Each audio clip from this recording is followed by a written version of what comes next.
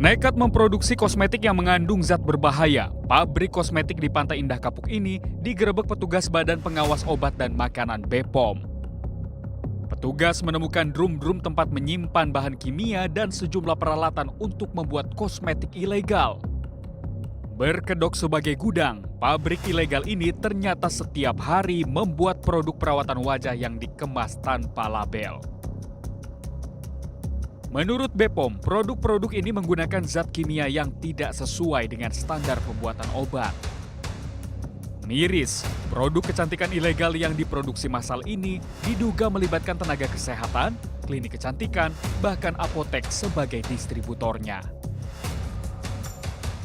Edukasi dan warning kewaspadaan, hati-hati untuk konsumen, ya untuk kita semua, untuk masyarakat. Untuk hati-hati apabila datang ke klinik kecantikan atau apapun, hati-hati dengan produknya juga ya. Dari mana itu didapatkan produknya? Pastikan klinik yang didatangi punya apotek sendiri ya, mempunyai ahlinya yang meracik sendiri ya, ada apoteker yang meracik sendiri di dalam klinik tersebut ya, seharusnya itu yang lebih baik ya.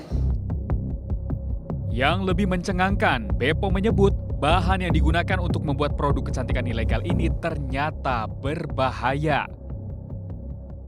Selain bisa merusak kulit, juga bisa menyebabkan gangguan hati dan ginjal. Ada di sini baik resorsinol atau dexamethasone, ini biasanya digunakan sebagai anti jerawat ya.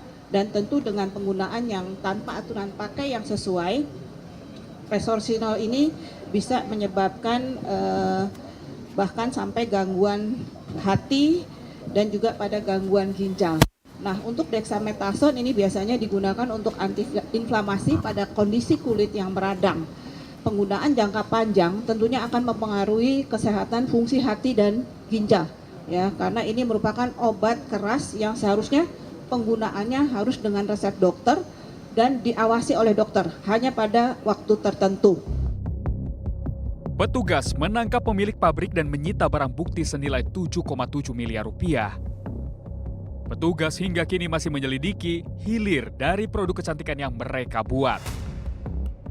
Jika terbukti bersalah, maka pemilik akan dijerat dengan Undang-Undang Kesehatan Nomor 36 Tahun 2019 dan Undang-Undang Perlindungan Konsumen dengan ancaman hukuman 10 tahun penjara dan sanksi denda sebesar 5 miliar rupiah.